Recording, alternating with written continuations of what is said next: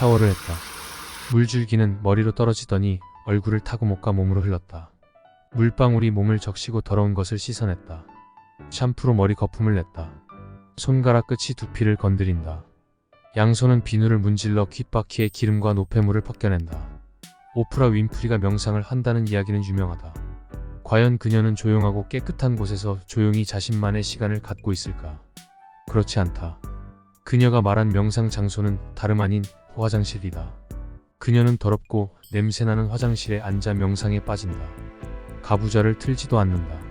그녀가 명상할 때 옆칸 누군가는 큰 볼일을 보기도 한다. 화장실 냄새와 소리는 마음을 비워내는 명상과 거리가 멀어 보인다. 그러나 본질은 같다. 그녀는 남들이 화장실에서 더러운 것을 비워내는 것처럼 그녀 속에 있는 더러운 것을 정화하고 나온다. 화장실에서 나오면 그녀의 상태는 말끔하고 가벼워진다. 그녀가 화장실을 명상의 장소로 설정한 이유는 무엇일까? 그녀가 화장실을 명상의 장소로 설정한 이유는 방해받지 않는 유일한 공간과 시간이기 때문이다. 화장실과 욕실은 거의 유일하게 보호받는 혼자만의 시간과 공간이다. 뱃속에 가득한 무언가를 배설하기 위해 사람들은 화장실을 찾는다. 생물학적으로 반드시 찾아야 하는 화장실은 아주 중요한 대피소이다. 그 누구도 그 시간과 공간을 침범하지 못한다. 그 오롯하게 혼자가 되는 완전한 공간과 시간을 오프라 윈프리는 사랑했다. 화장실에서 이처럼 무언가를 해소하고 나오는 것을 두고 불교에서는 다른 이름을 지었다. 해우소다. 단순히 생물학적 본능을 해결하는 곳이 아니라 잠시 앉아서 장뿐만 아니라 뇌도 비워내는 곳인 것이다. 가부좌를 틀어 눈을 감고 행하는 고상한 이 명상은 꼭 그런 모습이어야 할까? 그렇지 않다. 샤워를 하거나 운전을 하면서도 명상은 가능하다. 명상은 별것 없다. 현실을 깨어있는 것은 그뿐이다. 나에게 오롯하게 주어진 시간. 나는 하루 2번 샤워를 한다. 아침과 저녁. 세어보진 않았지만 화장실을 가는 빈도와 횟수도 규칙성이 있을 것이다.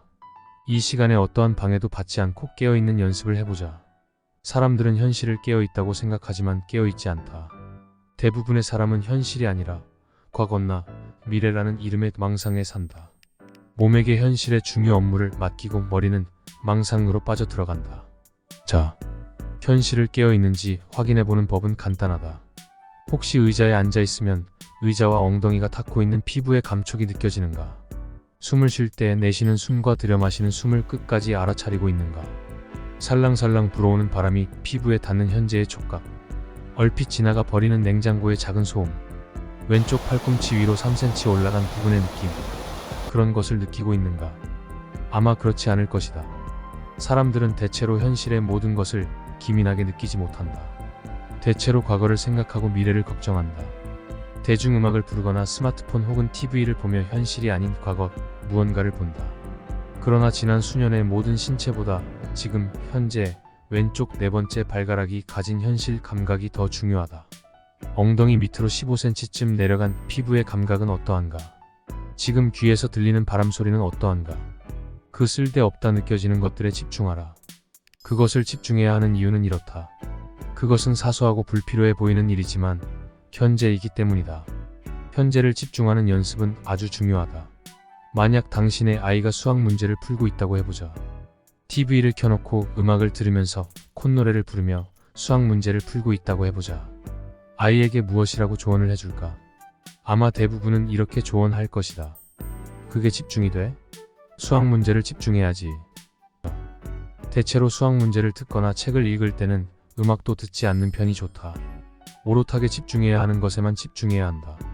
문제집을 앞에 두고 급식 메뉴를 떠올리거나 끝내지 못한 게임을 떠올리고 있다면 아이에게 무엇을 이야기해 주어야 하는가?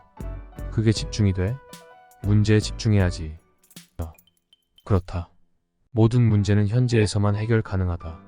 현재에 집중하지 않는 상태에서는 그 무엇도 해결할 수 없다. 과거는 아무리 사소한 일이라도 해결 불가능이다. 미래도 그렇다. 문제는 오로지 현재에만 있으며 그것을 해결하는 것도 현재만 가능하다. 현재에 집중하고 있는가? 건강, 행복 모든 게 수학 문제와 같다. 하는 것에 집중하라. 지금과 여기에 감각이 온전한 이들만이 문제를 풀어낸다. 수업 시간에 딴 생각을 하는 이보다 수업 시간에 집중하는 이들이 유리한 것처럼 말이다. 들숨과 날숨에 하나 혹은 둘 하며 이름을 붙여보자. 그것을 10가지 세기도 전 아마 잡생각이 떠오를 것이다. 그것은 당연한 것이다. 누구나 그렇다. 그러면 다시 하나와 둘로 넘어간다. 이처럼 현재에 집중하는 순간을 늘려가면 현재에 기민한 사람이 된다. 그것이 명상의 핵심이다. 지금과 여기 현재를 깨닫고 살아가는 것. 거의 모든 사람이 현재를 짧게는 2초 길게는 1분 이상 연속적으로 살고 있지 못한다. 그것은 세상이라는 경쟁사회에서 꽤 유리한 자리를 선물해 주기도 한다. 모든 플레이어들이 함께 갖는 핸디캡은 먼저 극복하는 사람이 우월한 자리에 올라서게 된다. 혹시 주인 없는 카페를 가 적 있는가? 예전 동네에 무인 카페가 있었다. 인건비가 들어가지 않는 무인 카페는 그 취지가 좋았지만 얼마 가지 않아 문을 닫았다. 사람들이 커피값을 지불하지 않아서가 아니다. 주인 없는 카페에는 누구든 들어와 해 집어넣고 나가기 때문이다. 아무런 역할을 하고 있지 않아도 주인이 없는 곳에 객들은 마음대로 아나무인이 된다. 분리수거는 아무렇게나 하고 흘린 음료는 제대로 닦지도 않으며 빛이 된 휴지나 아무렇게나 사용한다. 감정과 생각은 나가 아니다. 나는 감정과 생각을 가만히 지켜보는 제3의 무언가다. 감정과 생각은 카페를 들었다 나가는 객이다. 이들은 온전하게 있지 않는다.